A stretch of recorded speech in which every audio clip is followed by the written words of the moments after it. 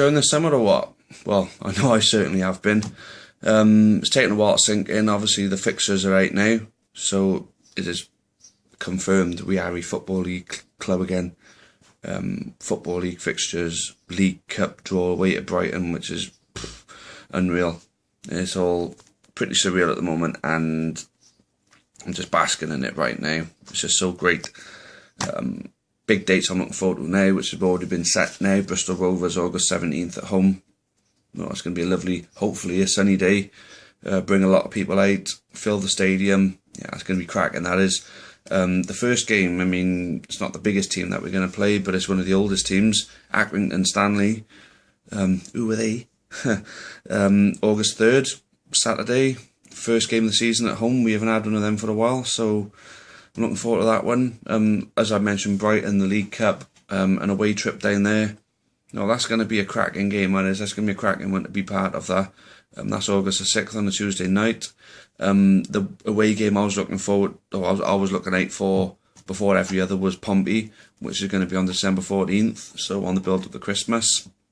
Looks like somebody's going to be sacrificed, on the money I'm spending on their presents, because that comes first. So sod the lot of you.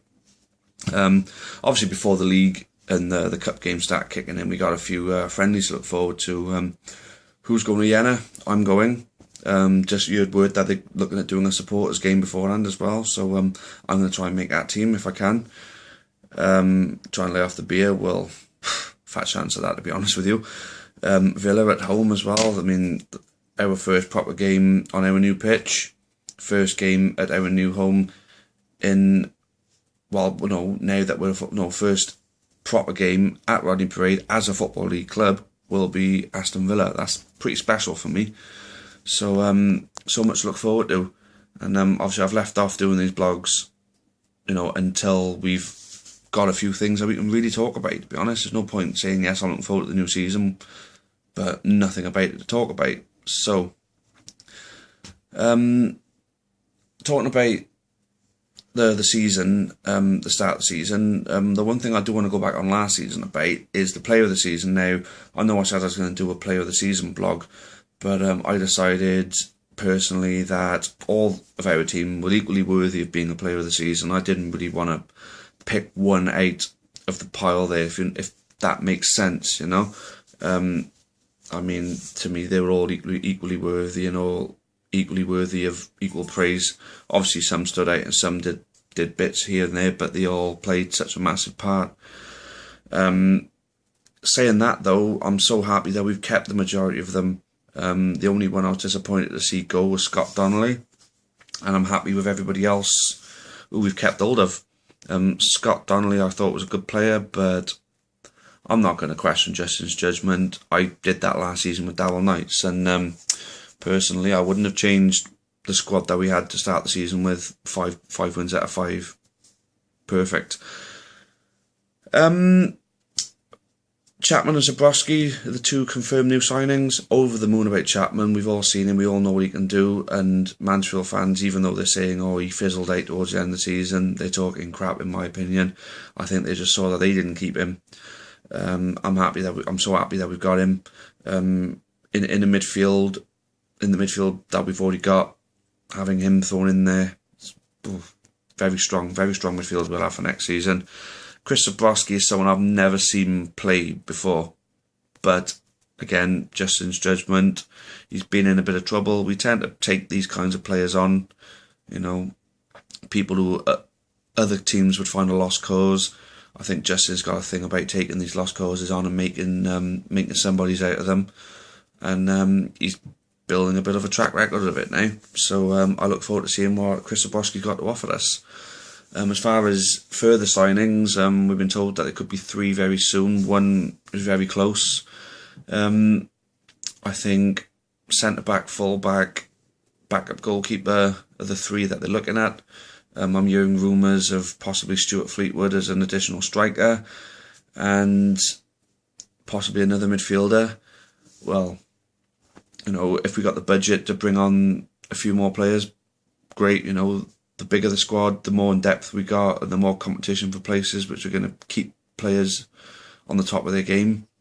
Yeah, I'd be happy with that. I'm looking at the key players for next season. Out of the ones that we've got currently, I think Pidgley is a Football League goalkeeper, and he played such a big part last season. I think this season he's going to play, if not equal or if not greater part in the next season. Byron Anthony, very impressed with how good of a defender he is. I've actually seen Byron Anthony play a couple of times whilst he was at Bristol. Well, more than a couple of times. I've actually, I tend to follow the Newport lads in their careers, and Byron for me was one of the best defenders in the lower football leagues for like the last 5 years, in my opinion. And he obviously knows what it's all about in these divisions, League 2 and League 1. So I think he's going to play a massive part in our progression as a Football League team now. He's still got a good few years left in him. I know that because he was my captain for the rise in my Football Manager Newport County team for last season. Got me all the way to the Premier League before he retired. Fair play to him. Skipper David Pipe, obviously, he's no stranger to the Football League, League 2, League 1. He's going to have a massive part to play, as he did. I think making him captain was the first step in the steps we took to becoming a Football League club, and having him as captain is going to help us take our steps as a Football League club now. I think the left footer Sandel is going to play a massive part for us. He's just popped up with goals here, there, and well, his goal against Hereford being a prime example. Free kicks, set pieces, just such a powerhouse up that left side. Ex-Football League as well. I think Sandel's got a big part to play. New signing Adam Chapman, haven't quite cut the mould with Oxford in the Football League, but quite obviously a Football League player. So maybe with us he'll find his feet, and he'll be the player we all know he can be. And last but not least, Christian Jolly, another one who didn't quite make it in the Football League with another club. Obviously good enough to be in the Football League. Maybe coming up with us, playing the way that we play, he'll bring the best out of him in the Football League. I mean, you're not going to get teams like Peterborough and Hearts interested in him, if he's not worthy of playing in League 2. So that pretty much says it all there. So it's all looking good for the new season. I want to take a quick step away from Newport County, to be honest with you. We're no strangers to poor treatment from the Football Association of Wales, and I'm feeling pretty passionate, even though these two teams are not in any real affiliation with me, except for the fact that I'm Welsh and they're also Welsh. But I feel strongly for these two because I respect them as football clubs. They're historic Welsh football clubs, and recently they've been treated absolutely appallingly, in my opinion. I can't say I know the exact story. If you haven't guessed already, I'm talking about Barrytown, or what we're going to call Barrytown United now, and Llanelli. They're two historic Welsh teams. I mean, the FAW are talking about progression of football in Wales, building on last season. So how can they justify treating two top teams like this, when they're talking about progression of football in Wales? I mean, if they really, what is their agenda? If they really got Welsh football as their priority, or is there something to do with them and their personal positions in a major organisation? I don't know. But I personally feel that treatment of Barrytown and Llanelli has been appalling. I mean, people have worked hard to pick up mistakes that have been left behind for the fans to pick up by ruthless businessmen or whoever it is that's done whatever they've done to Barry and Llanelli financially. But for people to work as hard as they have to re-establish them, for them to be denied the chance to be reinstated where they were dropped. Well, like I said, I don't know the full story, but the Football Association of Wales should be moving heaven and earth for teams like Barry and Llanelli, in my opinion, to help them out, because they've played such a big part in it. I seen a tweet earlier, actually, and basically Barrytown were encouraged to rejoin the Welsh League because apparently it was going to thrive Basically, it was the gist of it. And you see Swansea City are going to be opening their account this season against Manchester United, the champions of England. Barry are going to be nowhere. Llanelli, nowhere, except for their own regional divisions. And no, it's unreal. Whoever's in charge of the FAW are monkeys, in my opinion, because to allow Welsh, domestic Welsh football to get into the state it is, with forever dropping average attendances throughout the whole league, the way that it has been, it's absolutely unreal. So I think they want to take a good long look at themselves, and hopefully, if Barry and Llanelli get denied,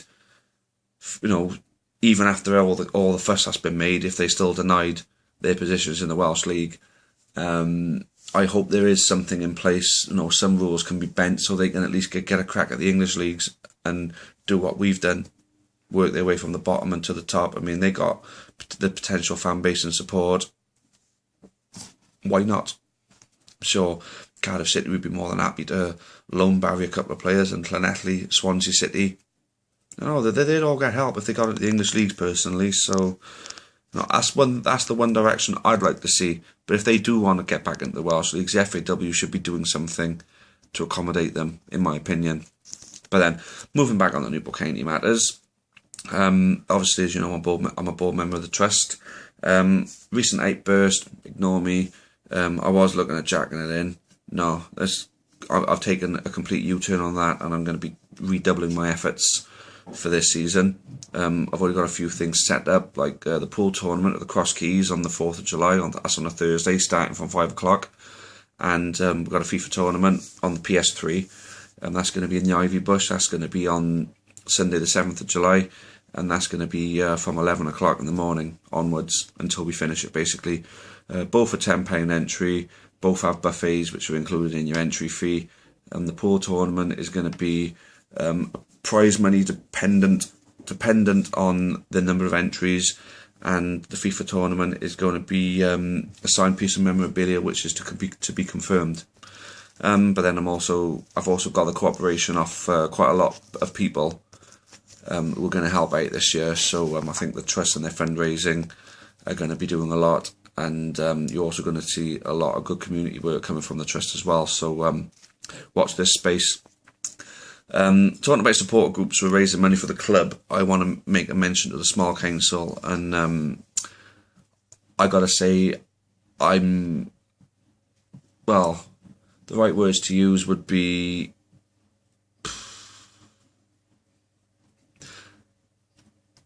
I'm not going to say I'm over the moon, but then I'm feeling that way for them.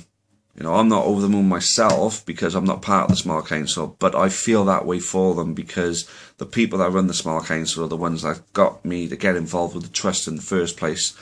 And the fact that what they're doing is being so successful at the moment, the fact that what they're doing is raising money for areas of the club that need it, like the academy and the ladies team, I just think it's fantastic what they're doing, and the support that they're getting is great. And to see the club being helped out in this way, not going directly to the club itself and being put in the club coffers, but actually helping certain areas at a time, I think they got a spot on the Small Council, and I hope that they continue with what they're doing. I'll continue with what I'm doing, and hopefully one day we'll all get the opportunity to work together on something. Fingers crossed. I think I'm going to look at wrapping this blog up now. This is my first one of the season. So, first one of the season, my prediction on the season, I think we'll finish above mid-table, hopefully pushing for a playoff spot. It's exactly what I would have been happy with last season. I'm not saying that's all I'm hoping for. I'm saying that's the minimum I think that we'll achieve. I think we're just a big team on the up. We have the momentum taking us into the start of next season. A good start will lay the foundations for a good season for me. I think we can go to the League Cup game at Brighton with hope. And I tell you what, the one thing for me I'd love to go to Anfield. Not because of, I'd say it is because of my supporting Liverpool from a boy, but I can tell you now, I'll be in the county end and I'll be cheering for county. I'll even double the amount that I cheer, because I usually lose my voice anyway. But then I'm going to be going mental. If we did get the chance to go to Anfield, I would be 100% county, and it would just be a great experience for me. And as I'm sure we got a lot of fans who support the likes of like Leeds, Tottenham, West Ham, Man United, I'm sure they'd all feel the same way about me, about going to those respective grounds. And even to have those teams come to us, I mean, it's just, the euphoria of this is just unreal for me. You know, even thinking about us going to those types of grounds or bringing those teams to Rodney Parade, it's unreal. What I want now is anybody who wants to ask me anything for my opinion, or if you got an opinion that you'd like me to put out on your behalf, ask me. I mean, you pretty much all know me through Facebook, Twitter and the message board. Feel free to send over anything you want, and I'll put out anything you want me to. Alright? Cheers then, guys. Happy